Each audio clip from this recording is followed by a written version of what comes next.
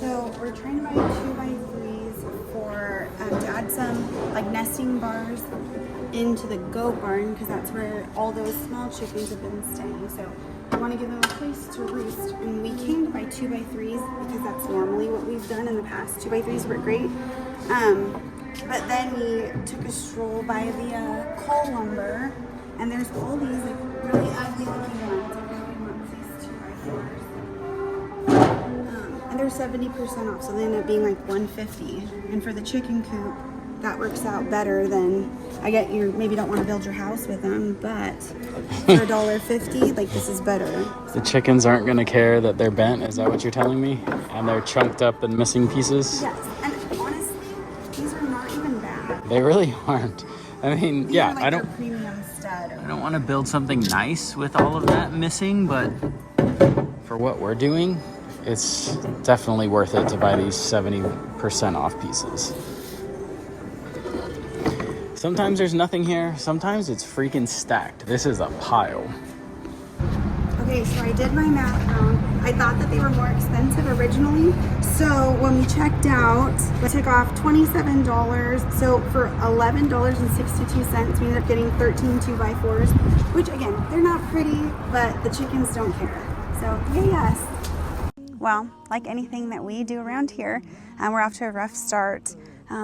First, it took us a while to decide how we were going to put up these boards. We didn't measure it all. I just got excited when I saw siding was not very expensive. We really should have gotten a few more sheets, but we just got 2, so we're trying to decide how this was going to go and taking all these different measurements, and we get to a certain spot and the ground is high. So, okay, well, just dig it down for a second. And then Nick started to dig it down. And of course, the whole thing was a red ant pile. Thankfully, it's not moving as much. He went ahead and sprayed. When we first moved out here, I don't know if it was through research or a realtor, someone told us about Bifrin and then just like the high citrus concentrate. So we went ahead and sprayed some of that, and now the crazy amount of moving ground is moving much less. So we're going to give this a little while to work, and we're going to start on those roosting bars inside. I think what we decided what's going to work best, we're just going to end up doing 2 roosting bars going across, and what we decided is we're going to take those 8-foot 2x4s and we're just going to cut them down. Both roosting bars will be cut down to 69 inches. So we'll cut 4 of those boards. We'll have 69 inches on both of those, and then we'll just put a middle support, so both for the taller part and then the shorter roosting bar, and we'll just get it connected in the middle. I think overall that's going to be the best, and we'll end up, not today, but we'll end up putting like a tarp or something that will attach to the wall and then run at an angle underneath, so that way anything that's below, like the goats, because the goats still come in here, anything that goes underneath won't get pooped on. And then ideally, like when they poop, it'll end up drying and running down, and we'll just have like 1 row of poop to clean up instead of a whole thing full of poop. It does leave us with a weird amount at the end. It's only going to be like 27 inches, but you know, something will come up that will need some small weird amount. So 27 inches is probably all we paid for out of this 96 inches, actually. That's a very good point. All right. Let me get, a square to get my line going, and then we're just going to cut it with the circ saw instead of having to cart them over and go cut them down. I think it'll just be faster to do it this way. All right, so I'm going to be pretty lazy. We already had my little angle finder out, so I just set this up on a square that we had over there, and I'm just going to use this. I've already made enough treks in and out of the shed and back up to the house that I'm over it. So this is where we're at. This is the point in the projects where the sun has come out. My excitement about the project is dwindling. So now it's the hurry up, let's do it.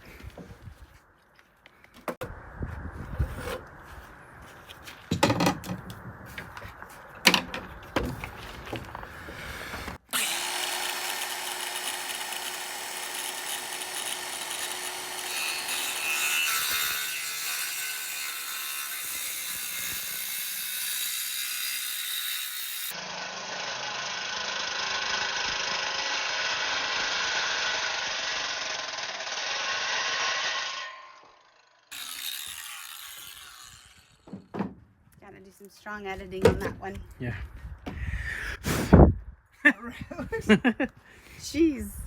I want to just try one first.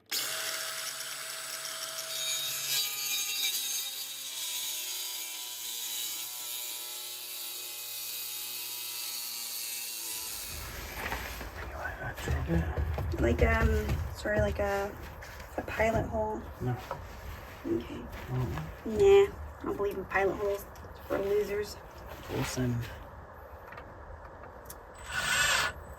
How's that full send?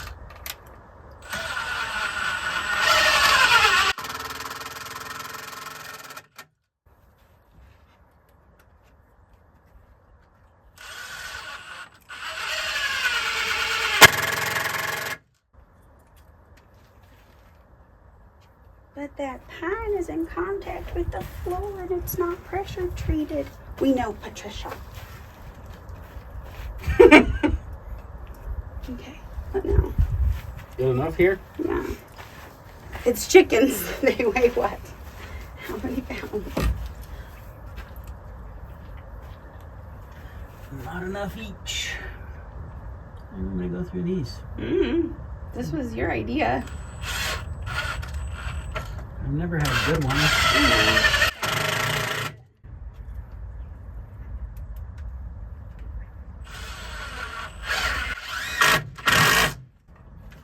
Feel like Close the enough. longer screw would have been better in this part, but Are the other ones longer? I think they were both 2.5. oh, I didn't realize.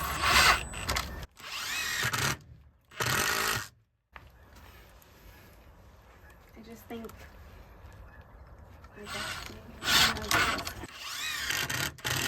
maybe I do a support from here to the back. That's what I was saying about the wiggle.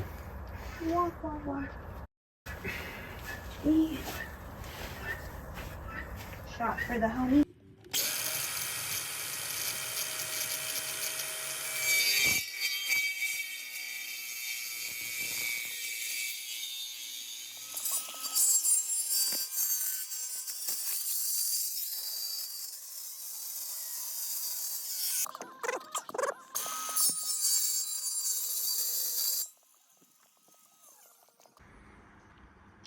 First board's done. It looks good enough. You got that all right? No, I wish this yellow jacket would leave me the fudge alone. I think you're doing fine. Keep going. I'll hold the camera. Thanks. If this yellow jacket bites me, I'm gonna bite you, just so you know. Honey, it's in my hair. This is why we're closing everything in. Those little prints. Don't belong to Weston. No. Those little fingers. No, those would be raccoon prints. Trying to get into the barn. So we're sealing it all the way up. We're gonna need, I don't, you think we have scrap? I bet we do. Is this piece big enough to fit? Cover up that hole? Huh? Huh? Oh yeah, for sure. Maybe. We're all closed in. It's all cleaned up. This here, how many boards we got left? Quite a bit, really. We didn't have to use too many, so we got future projects. We need to build, got to build nesting boxes next. I think we'll use these as the framing because we got so many left. So that's what it looks from this side.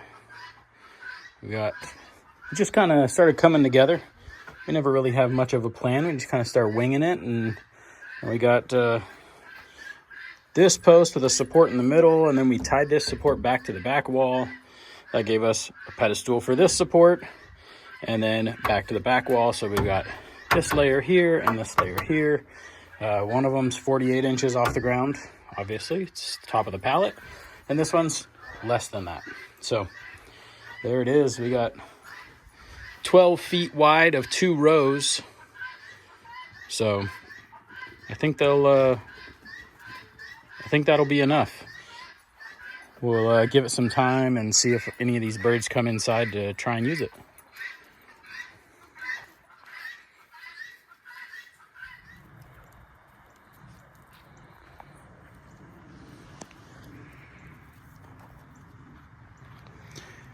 It's a wonderful Thanksgiving morning. I got the Christmas lights on, got the fireplace going. I just finished editing that video, and it is apparent that we should plan our projects and plan our videos probably. Anyway, we'll work on that. I just wanted to do a little update. The first night, we grabbed a couple birds and put them in here, and they were not about it. They jumped right off and took off and came out here. They've been sitting on these pallets out here under the tree. They like to be off the ground. They just can't get off the ground into a tree, so this is off the ground enough for them, I guess.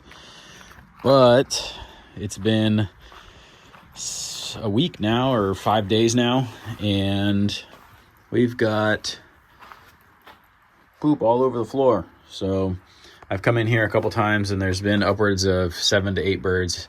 First it was 4 birds, then it was 6 birds, and then I think 2 nights ago when I came in, there was 7 birds in here. So it's working. They're getting used to it.